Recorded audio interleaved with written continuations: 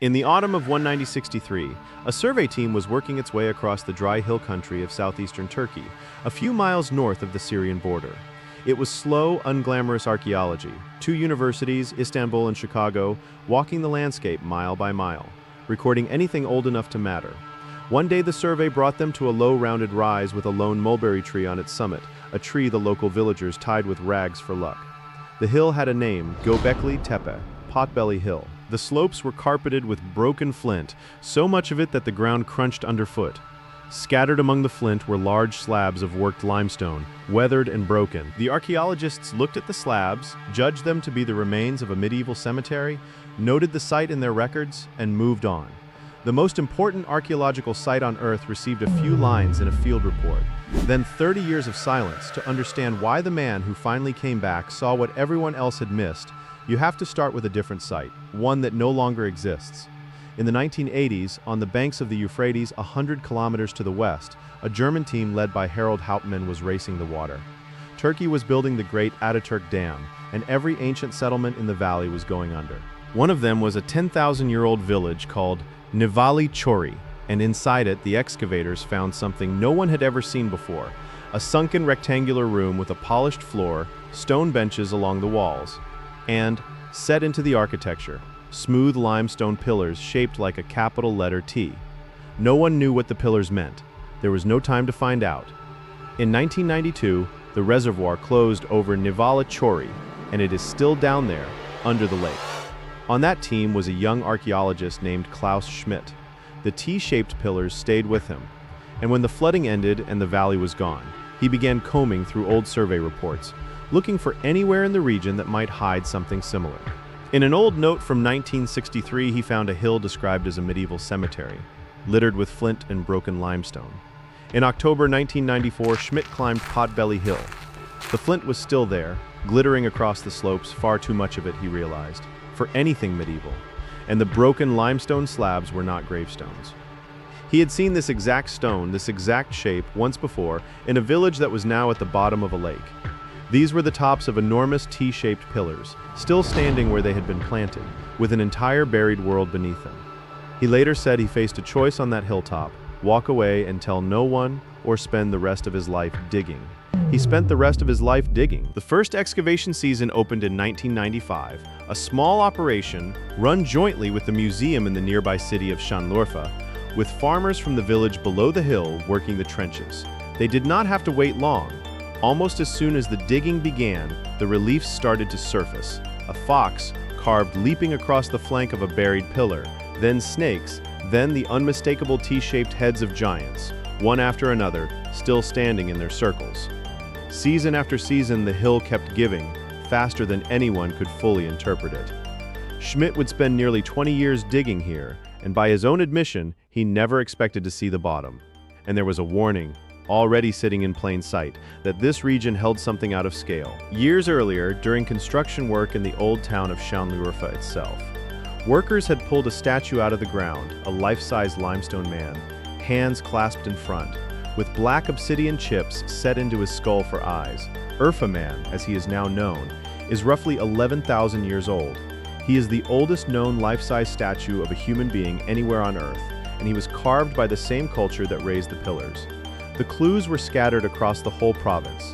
It took Göbekli Tepe to make them make sense. And what came out of that hill broke the timeline of human history. Start with the numbers, because the numbers are the problem. Radiocarbon dates from the oldest layers of Göbekli Tepe cluster around 9,500 years before Christ, 11,500 years ago. It is older than Stonehenge by 6,000 years, older than the first pyramid by 7,000. More time separates Göbekli Tepe from Stonehenge than separates Stonehenge from you.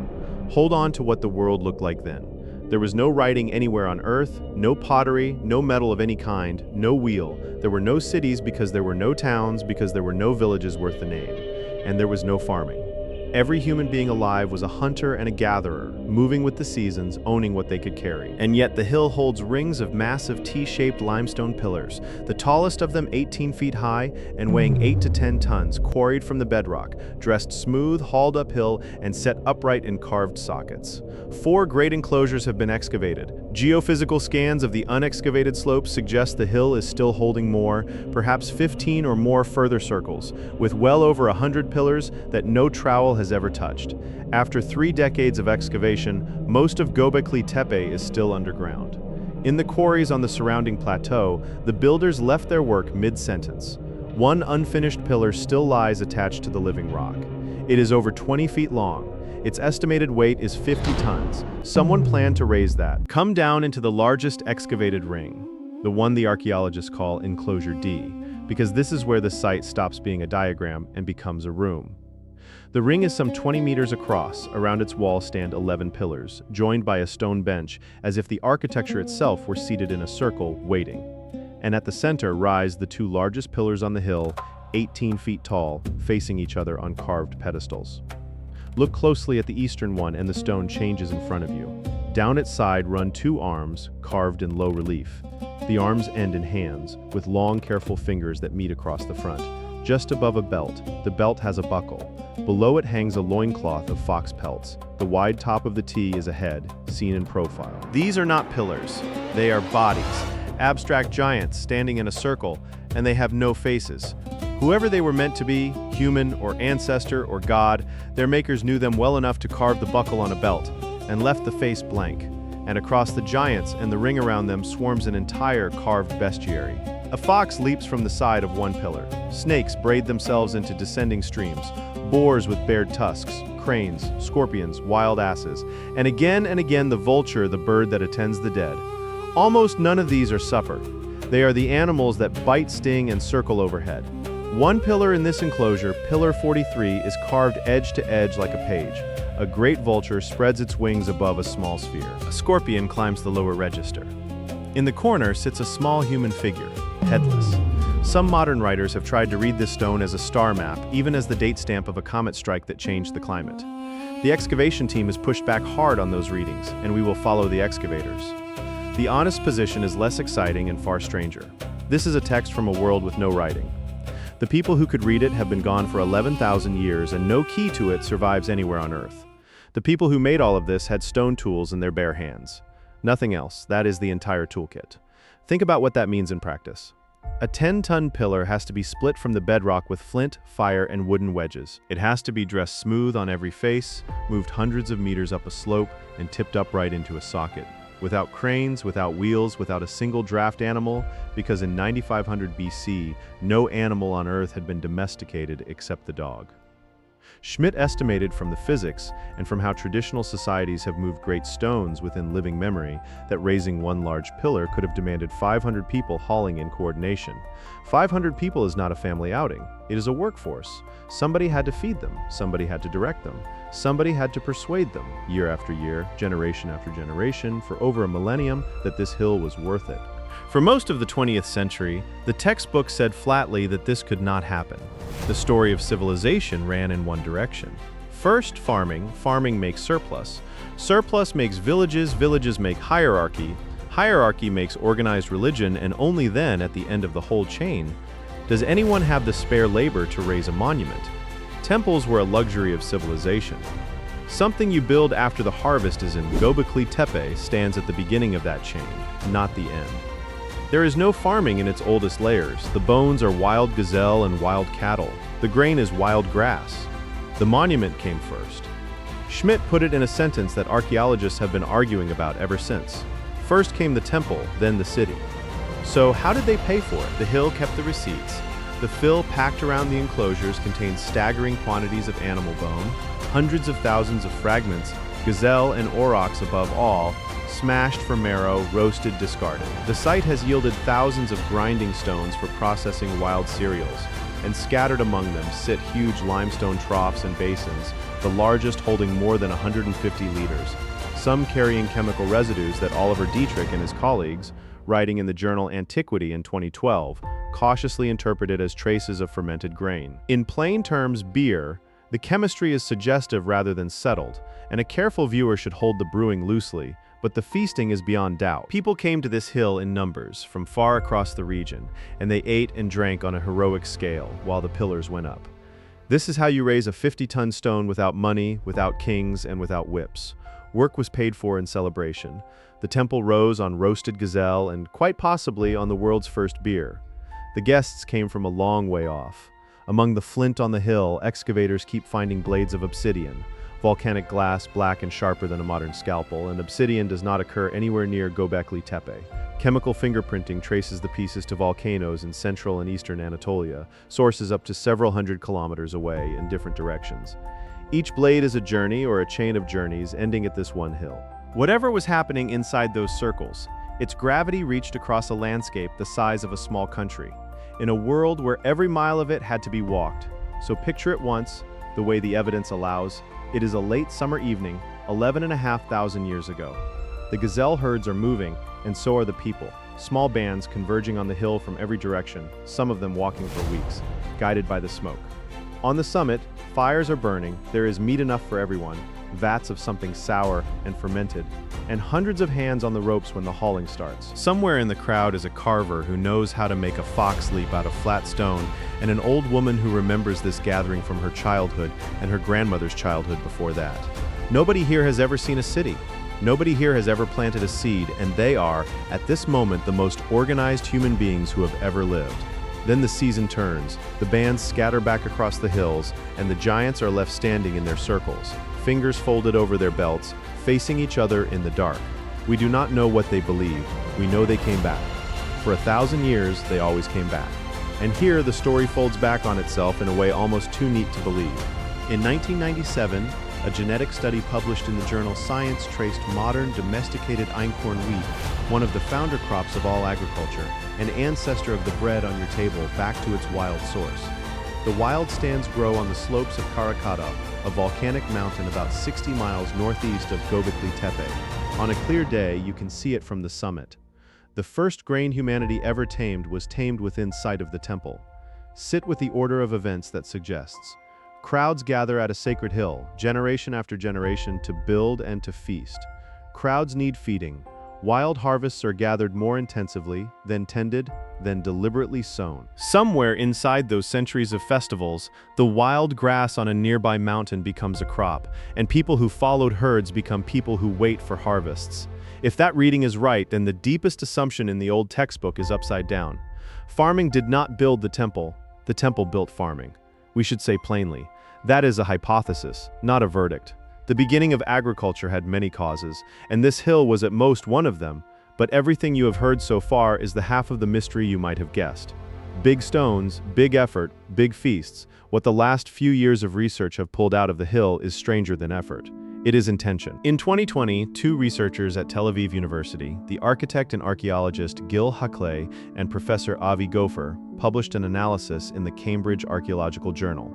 They asked a simple question about the three oldest enclosures. Were these circles built one at a time, as the mood took people, the way the site's organic, cave-like atmosphere suggests, or were they conceived together? They mapped the floor plans with an algorithm and found that the center points of the three enclosures form an equilateral triangle. Not roughly. The corners miss a perfect triangle by about 25 centimeters, the length of your forearm across a span of tens of meters.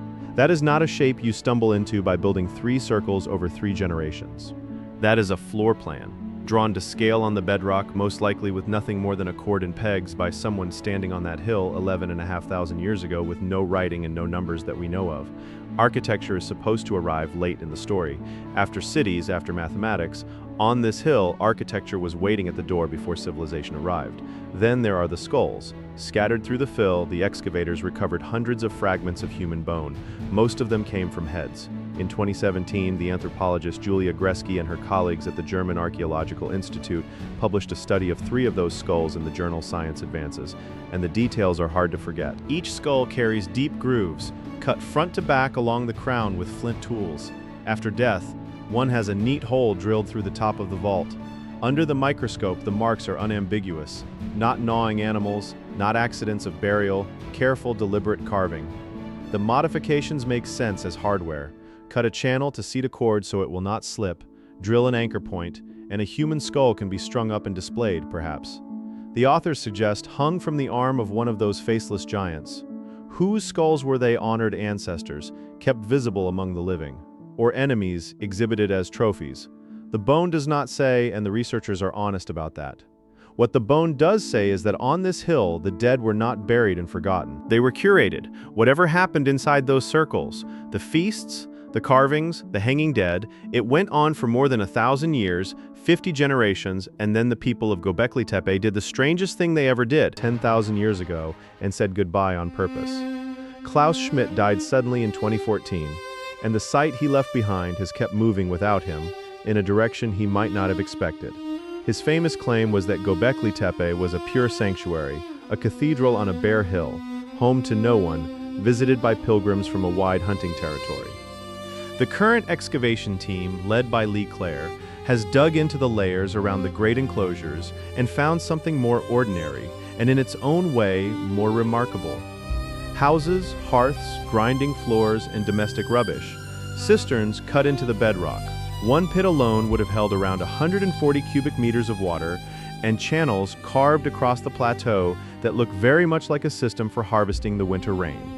In other words, people lived here, not just pilgrims a few weeks a year. Residents as early as 2011, the Canadian archaeologist Ted Banning had argued in the journal Current Anthropology that the so-called temples might equally be houses, that our hard border between sacred space and living space might be our invention, not theirs. The excavators today describe Göbekli Tepe not as a lonely temple in the wilderness, but as a settlement whose holiest rooms stood in the middle of daily life, a town before there were supposed to be towns, with the gods living on the same street as everyone else. And it was never alone. That may be the biggest revision of all. Drive east from Göbekli Tepe for about an hour across the limestone plateau, and you reach another low hill called Karahan Tepe. Turkish archaeologists under Necmi Karul began major excavations there in 2019, and what has come up rivals the mother site. In one chamber, the builders did not haul pillars at all. They carved them straight out of the living bedrock, a forest of stone shafts left standing as the floor was cut away around them. From the chamber wall, a carved human head watches over them, emerging from the rock as if the hill itself were surfacing. In 2023, excavators unearthed a painted wild boar statue at Göbekli Tepe, and at Karahan Tepe, a seated human figure over 7.5 feet tall, ribs showing its expression in the excavator's own words, like that of a dead man. And in the 2025 season came something new again, a T-shaped pillar carved with a clearly defined human face. After centuries of faceless giants, at the very end of the tradition, someone finally gave one a face. Karahan Tepe is one of more than a dozen related sites now under excavation in a program the Turkish teams call Taş Tepeler, the Stone Hills. Together, they span some 1,500 years of continuous tradition across an entire region. Göbekli Tepe was not a lone miracle on one strange hill. It was the greatest center of a connected world, a landscape of monuments raised by people our textbooks used to file under simple foragers. Most of that world is still in the ground, and at the pace archaeology moves, the majority of it will stay there for generations. Whatever the stone hills still have to say, the larger part of it has not been said yet. So stand back from Potbelly Hill one last time and look at what it actually did to the story we tell about ourselves. We used to say that survival came first and meaning came later. Farm first, settle down, get rich, and then in the leftover hours wonder about the sky. The oldest monuments on Earth suggest the order may run the other way. The gathering came first. The shared story came first. A story strong enough to pull scattered bands of hunters to one hill, strong enough to move 50-ton stones, strong enough to hold for 50 generations. And farming, settlement, everything we call civilization may have grown up around that gathering, the way a town grows up around a market square. 11,500 years ago, people with no writing, no wheel, and no farms looked at a bare hill near the edge of what would become Mesopotamia, and decided it mattered enough to move mountains of limestone. Every field, every city, every calendar, cathedral, and skyline since sits somewhere downstream of the world that decision announced. You are living in the town that grew up around the market. They left no writing, so they left no explanation. The giants are faceless. The vulture stone has no key, and the only people who could tell us what it all meant have been dust for 11,000 years. In the end, the hill swallowed the whole question, or was made to swallow it, and kept it safe, under the flint and the mulberry tree, until a man who had watched one buried world drown under a reservoir came looking for another. We called this the temple built 8,000 years too early, and by the old textbook it is. But the textbook had the order of civilization backwards. The builders were not early, they were on time. We were simply late finding out. If you want to see more of what the record keeps hidden, click the video on screen now and make sure to subscribe.